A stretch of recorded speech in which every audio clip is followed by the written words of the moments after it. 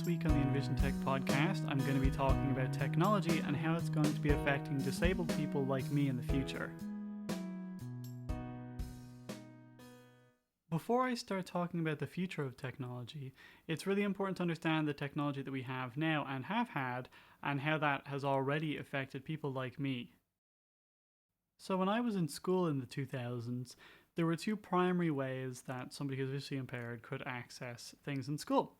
They could use large print or they could use Braille. Large print, as the name implies, was literally just the same text that you would read, but huge.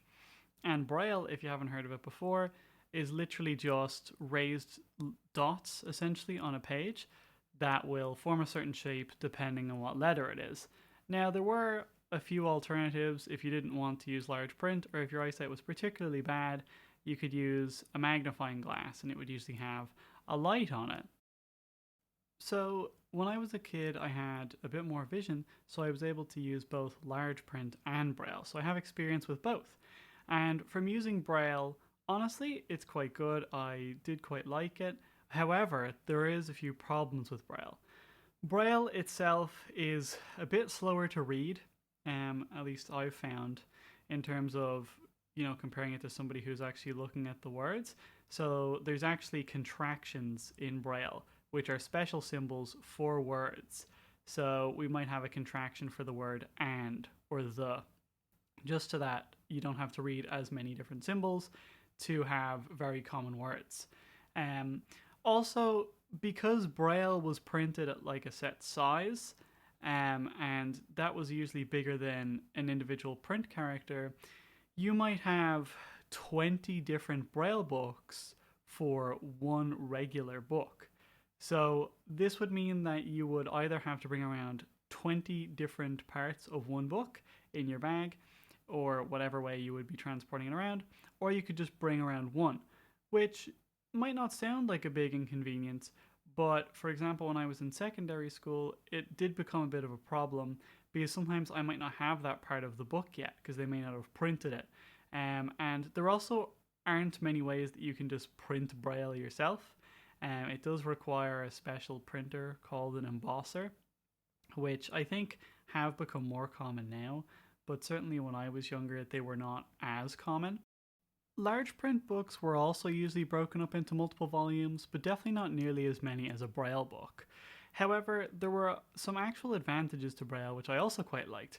For example, if I was at home reading a book, I would be able to lay down and read, even at night if I was in bed. I could lay down in bed and I could read the book with my eyes closed, which is honestly really relaxing, and something that I haven't done in a long time now, but certainly I did enjoy when I was younger.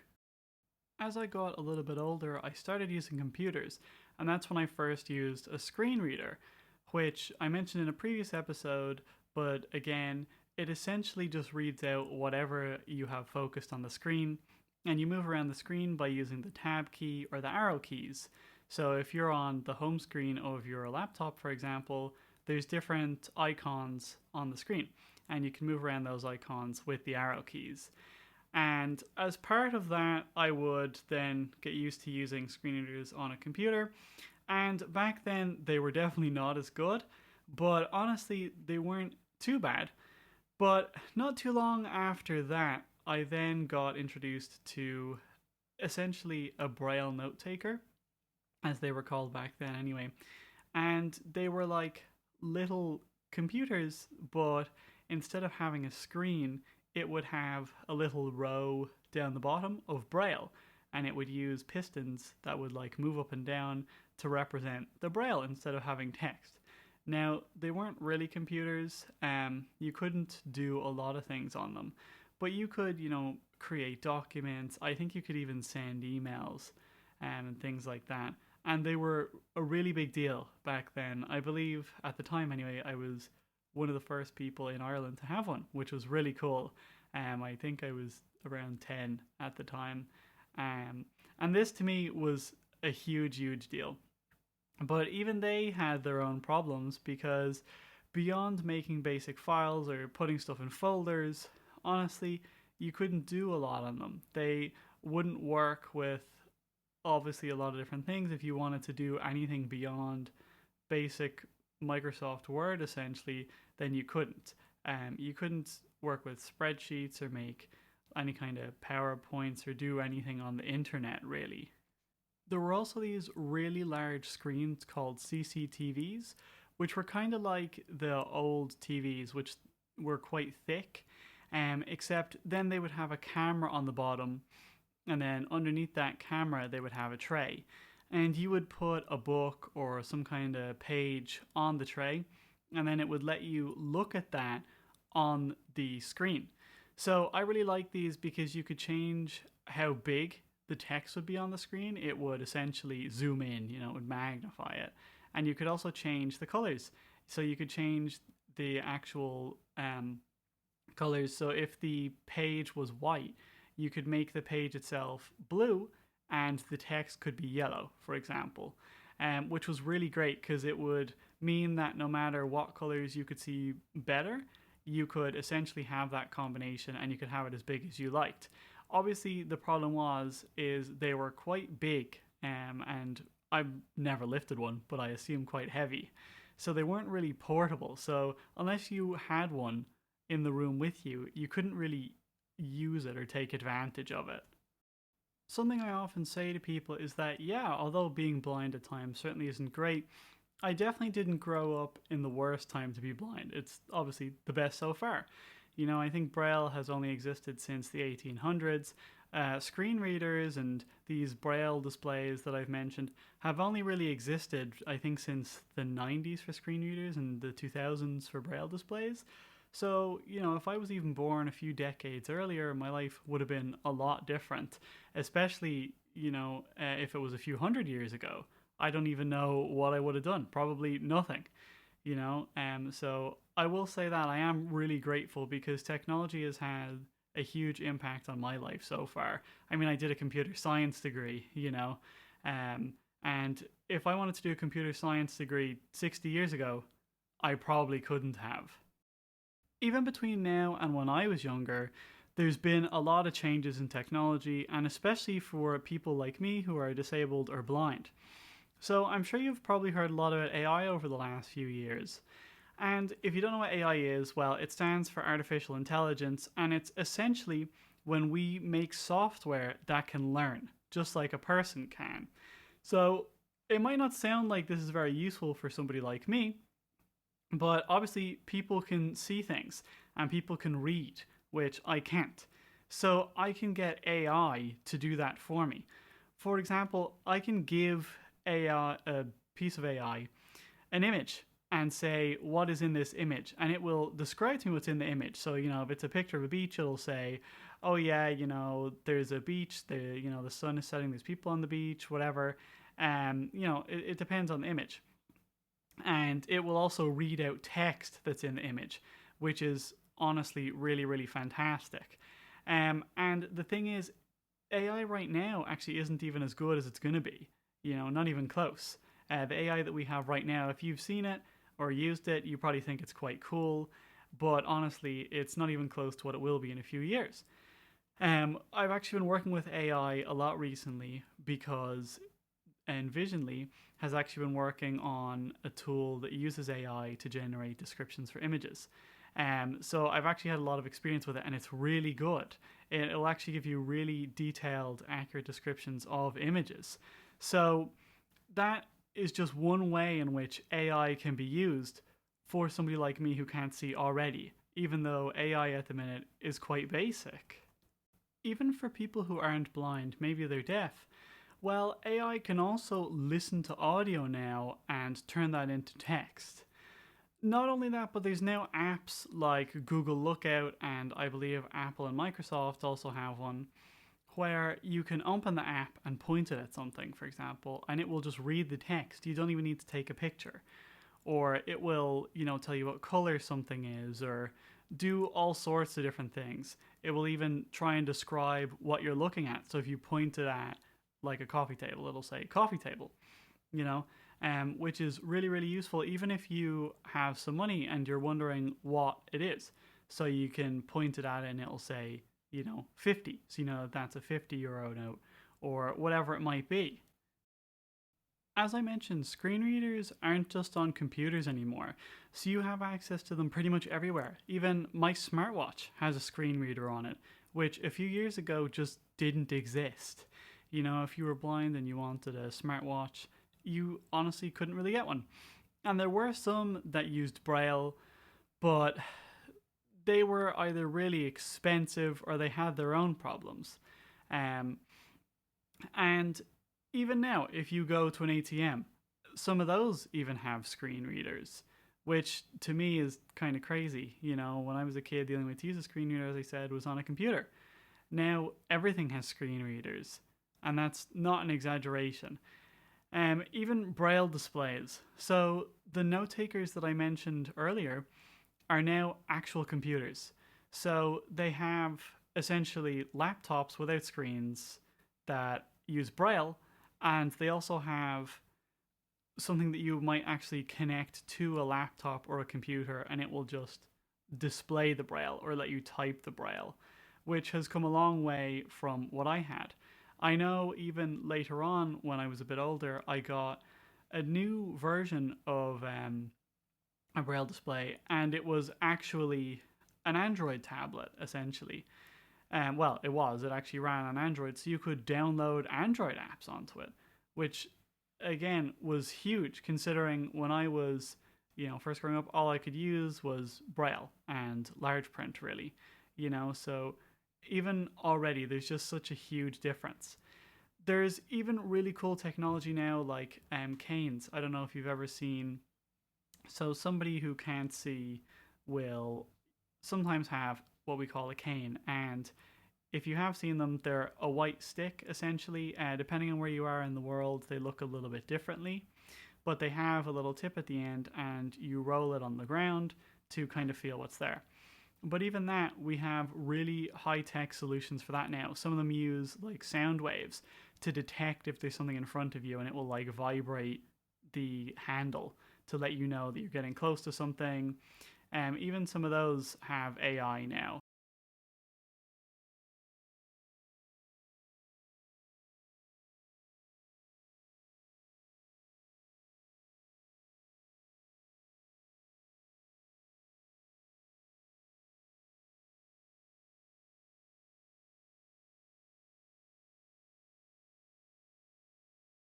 There are also smart glasses now that you can wear, like Orca, which essentially use the AI that I mentioned before, but instead of having to have an app on your phone, you wear these glasses and they have a camera in them, and then I think they have speakers that will essentially let you hear the output. Um, I think you can connect Bluetooth earbuds to them as well. I haven't actually used them personally, but I know that they can do things like read text. They can, I believe, remember faces and things like that as well. These are really expensive, like thousands of euros, I believe. It does depend because I think there are different ones from different companies, and some of them have certain features and some of them don't. But again, really incredible stuff. So if that's how cool things are already and how useful they are, then just imagine what we could do in the future. And by the future, I don't mean in 50 years. I mean in the next few, maybe even in the next few months. Certainly, some of these things will be sooner than others. For example, AI, as I mentioned, is getting better pretty much every day. And the more people that use it, the better it's actually going to get. So, what exactly will that do for people like me who are blind, or for other disabled people? Well, for people like me, it's gonna do things like tell you where to go. So, you'll have like AI assisted navigation, essentially Google Maps, but for walking, but maybe even better. There are already some products out there that do this a bit. I honestly haven't tried them myself, but it's gonna just keep getting better. So, it will say, well, you'll tell it, oh yeah, take me to the nearest, McDonald's, or where, take me to college. And it will be able to tell you, okay, yeah, like watch out, there's a person coming, there's some low branches, you're gonna have to cross the street up here on the right, the traffic light is green, whatever it might be. Um, Even if you haven't heard of it, there's this thing called audio description. So it's for a TV show or a movie. and you can turn it on, and what it'll do is it will essentially tell you what is in the TV show or the movie. So it'll say, this character does this, you know, which for somebody who can't see is really useful, especially for certain movies. And this is fantastic. But the problem with that is that you have to get somebody to sit down, go through the movie, describe it, and then you have to get somebody to read it, which obviously you have to pay people to do. And it's not available for every movie. There's, in fact, a lot of movies that it's not available for, and TV shows. Now, it is getting better. You know, if you watch something from 2024, likelihood that it will have audio description is relatively high, but not guaranteed. But soon enough, it won't matter, because on Netflix, for example, you'll just be able to go, turn it on, and they'll have AI do it. You know, or when it gets released, the AI will create it and read it. So even for things like that, you know, it'll just make those so much easier. You know, having audio description or subtitles or captions, you know, AI can do all of those things. So I know I personally am frustrated by how annoying it can be to get around. My only option pretty much is public transport, unless I want to have somebody else drive me around. So the solution to that is cars that drive themselves, essentially. Right now, I can't drive a car. Well, I could, but it probably wouldn't be a really good idea for anybody involved. Um, so for me, this is something that I'm really excited for, self-driving cars, because if I want to go somewhere, then I can just get in the car and it will bring me. I don't have to do anything. This is going to be a huge deal.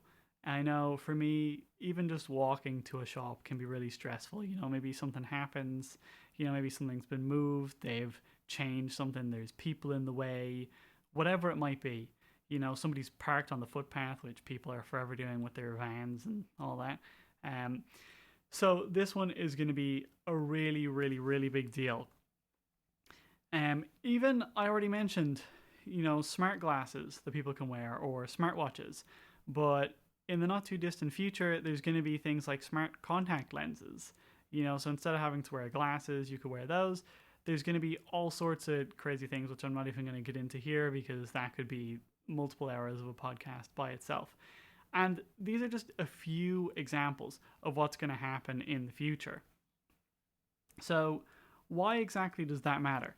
Well, as I mentioned, even just for me, it's going to have a huge impact on my independence and everybody else's independence. And just to clarify, I've just covered stuff that is mainly to do with sensory disabilities, people who are, you know, blind or deaf. And even then, I only mentioned a few things to do with people who might be deaf. There are huge impacts for a lot of these technologies for people with other disabilities and even people who aren't disabled. You're all going to benefit from these insane advancements. And even just in terms of narrowing the gap between people who are disabled and aren't. As I mentioned in a previous episode, if somebody sends me a PDF currently, like, odds are it's just going to be made of images, and I'm going to have to say, hey, I actually can't read this. What am I supposed to do? But in the not too distant future, I won't have to do that because I'll just be able to use AI to read the text from the PDF. You know, even with adding alt text images, as I mentioned in the previous episode too, where you have to describe the image yourself. Again, AI is already starting to do this. It's not super consistent and it's not automatic or anything like that yet, but it's getting to the point where it's going to be really feasible. Everything that I've mentioned in this episode is really important, and that's why it's really frustrating when I hear people complaining about technology and how much we use it, you know, how often people are on their phones or their computers, and I also admit that maybe some people do take it a bit too far. But a lot of us don't, and especially for people like me who rely on technology just in order to be able to function, essentially. You know, it's really important that we don't discourage the development of these things, or even people using technology, because no matter what, people are going to use it. You know, so it's just a matter of what they use it for. So essentially, what I've been just trying to show throughout this podcast is how incredible technology is. And yeah, in this specific episode, I've been talking about how it might impact somebody like me, but it has impacted everybody in an equally incredible way. And it will continue to do so pretty much forever. Okay, well, that is it for this week. I will talk to you again next week. Again, I'm your host, Paul Gagan, and this was the Envisiontech podcast.